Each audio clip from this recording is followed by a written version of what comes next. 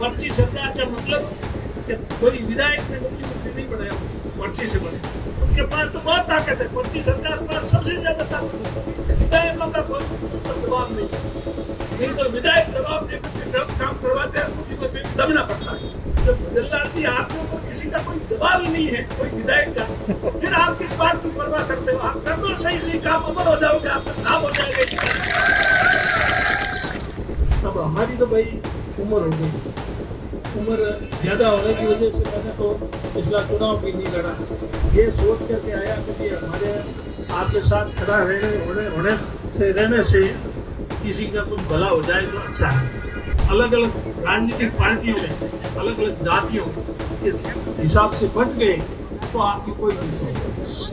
इसलिए आप ये भूल जाओ कि आप किस पार्टी से संबंध रखते हो, किस जाति से संबंध रखते हो। की पार्टी के लोग आएंगे, सभी को बुलाया, सबके साथ मिलेगा। कौन आए कौन नहीं आए वो क्यों नहीं आए, वो अपनी दुकान की चिंता कर रहे हैं, वो आपकी चिंता नहीं करते। आपकी चिंता करते हैं तो आपकी दुकान। जयपुर में अजमेर RPSC से लेकर जयपुर तक पैदल मार्च किया था सचिन पायलट जी ने आपको बताने में। मैंने स्पष्ट कहा था, पायलट साहब ने कहा हमारे साथ जितने भी लोग थे, ये RPSC ट्रस्ट है, इसको भंग करो, और ये तो सही चयन नहीं हो रहा है। ये तो कहने कलेजा चाहिए, नुकसान हो तो हो, कुर्सी हमें छोड़नी नहीं, हम तो छोड़ना चाहते हैं। कुर्सी ने छोड़ दिया, छोड़ दिया।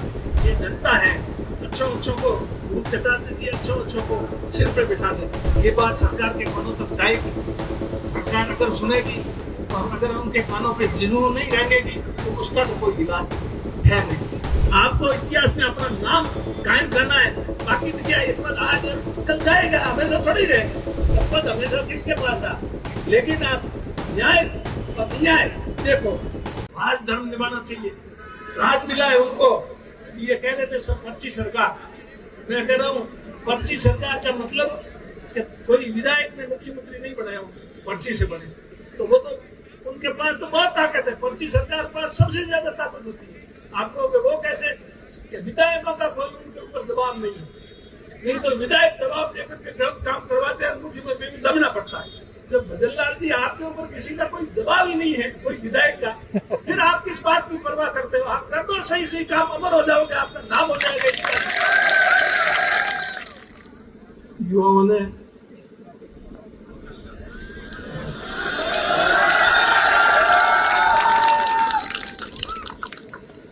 आज बेरोजगार युवाओं ने आज यहाँ पर पेपर लीक, OMR शीट, नकद, अपने रोस्टर और जो भी पहले बता दिए सारे मुद्दे, उन मुद्दों को लेकर के यहाँ आप सब लोग इकट्ठा हुए।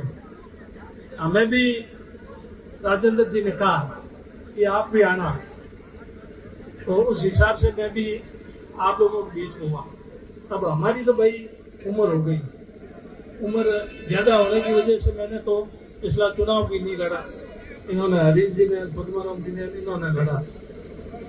इसलिए फिर भी इस उम्र में भी आप लोगों के बीच में ये सोच करके आया कि हमारे आपके साथ खड़ा रहने से किसी का कुछ भला हो जाए तो अच्छा है।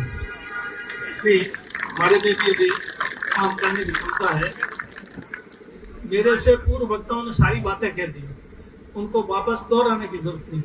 सवाल उनके खिलाफ मजबूती से लड़ाई लड़ने की, उसमें आप मजबूती से लड़ाई लड़ोगे तो आप कामयाब हो जाओगे। अगर आप अलग अलग राजनीतिक पार्टियों में, अलग अलग जातियों के हिसाब से बंट गए तो आपकी कोई नहीं सोच। इसलिए आप ये भूल जाओ कि आप किस पार्टी से संबंध रखते हो, किस जाति से संबंध रखते हो। आप चुनाव आवे तब आपका जहाँ मन करे उस पार्टी को वोट दे देना, जहाँ जिस उम्मीदवार दो उम्मीदवार आपको ठीक लगे उसको दे देना। आज हम यहाँ वोटों की बात करने के लिए नहीं आए, ठीक है, क्योंकि ये राजनीतिक मंच भी नहीं, किसी पार्टी का मंच भी नहीं, परंतु ये पहले से था। इन्होंने कह रखा था राजेंद्र जी ने कि सभी पार्टी के लोग आएंगे, सभी को बुलाया, सबके साथ मिलेगा। लेकिन अब आप देख रहे हो कौन आए कौन नहीं आए वो क्यों नहीं आए, वो इसलिए नहीं आए वो अगर देखें कि हम वहाँ जाएंगे तो पता नहीं हमारी दुकान बंद हो जाएगी। वो अपनी दुकान की चिंता कर रहे हैं, वो आपकी चिंता नहीं करते। आपकी चिंता करते हैं तो आपके बीच में आते हैं। हमारे से भी उनको कोई एलर्जी है, परहेज है कांग्रेस वालों से या मेरे से, जिस किसी, तो हम अलग होने के लिए तैयार हैं। वो इस मोर्चे को संभाल लें, लेकिन इनका काम करवाए। इनके साथ जो अन्याय हो रहा है उसको मजबूती के साथ लड़ाई लड़े। हमारी सरकार थी, कांग्रेस की, उस समय भी हमने लड़ाई लड़ी, ऐसी बात नहीं है। जयपुर में अजमेर आरपीएससी से लेकर जयपुर तक पैदल मार्च किया था सचिन पायलट जी ने, आपको थाने में। सही कह रहा हूँ, गलत कह रहा हूँ? गलत कहूँगा आप लोग बीच में से कोई देख वहाँ। हालांकि मैं अजमेर से जयपुर तक उनके साथ नहीं था, क्योंकि उन्होंने खुद ने मना कर दिया था कि नहीं करूंगा, कोई विधायक मेरे साथ इसमें नहीं आएगा, नहीं तो फिर इसको राजनीतिक मुद्दा अलग तरह से बना देंगे। पर अजमेर जब पहुंचे आखिर में, लास्ट जो उनकी मीटिंग थी अजमेर जयपुर में, तब मैं भी वहां चला गया था और भी दूसरे बहुत सारे विधायक आए। और उस दिन जो मैंने बोला था, कहा था, वो आप लोगों को मालूम होगा, नहीं तो आजकल वीडियो में घूम फिर के आ जाता है। उस समय भी मैंने स्पष्ट कहा था, पायलट साहब ने भी कहा, हमारे साथ जितने भी लोग थे, कि ये आरपीएससी प्रश्न है, इसको बंद करो, ये तो सही चयन नहीं हो रहा है। तो इस बात को हमारी सरकार में भी हमने उठाया। हमारी जिस किसी की भी सरकार, हमारी जिस किसी की भी सरकार होती है, उस पार्टी के लोगों के बीच में जाकर के अपनी बात कहने, वो देखते हैं अगर कहीं तो हमारी दुकान बंद हो जाएगी। ये तो कहने कलेजा चाहिए। नुकसान हो तो हो, लेकिन नुकसान तो फिर बाद में हुआ कि नहीं हुआ। तो ये कह रहे थे कुर्सी हमें छोड़ती नहीं, हम तो छोड़ना चाहते हैं। कुर्सी ने छोड़ दिया, नहीं तो छोड़ दिया। तो भाई ये जनता है, अच्छों को दूध चटा देती है, अच्छों को सिर पे बिठा देती है। तो इसलिए इनसे डरना चाहिए। अन्याय है ना, वो गलत। सत्ता है, राज इनके हाथ में। फैसला कोई भी सरकार ही ले सकती है। आपके और हमारे हाथ में कोई फैसला लेने का पावर नहीं है। अपनी बात रख सकते हैं सरकार से। बात रखने में आज यहाँ पर कोई कमी रखी नहीं। ये बात सरकार के कानों तक जाएगी। सरकार अगर सुनेगी और अगर उनके कानों पे जरूर नहीं रहेंगी तो उसका तो कोई इलाज है नहीं। पर अगर सुन लेंगे तो ठीक है। राजधर्म निभाना चाहिए। राज मिला है उनको। ये कह रहे थे सब पर्ची सरकार। मैं कह रहा हूँ पर्ची सरकार का मतलब कि कोई विधायक ने मुख्यमंत्री नहीं बनाया, पर्ची से बने। तो वो तो उनके पास तो बहुत ताकत है। पर्ची सरकार के पास सबसे ज्यादा ताकत होती है। आपको वो कैसे कि विधायकों का कोई उनके ऊपर दबाव नहीं है। नहीं तो विधायक दबाव देकर के काम करवाते हैं, मुख्यमंत्री को दबना पड़ता है। जब भजनलाल जी आपके ऊपर किसी का कोई दबाव ही नहीं है, कोई विधायक का, फिर आप किस बात की परवाह करते हो? आप कर दो सही काम, अमर हो जाओगे, आपका नाम हो जाएगा।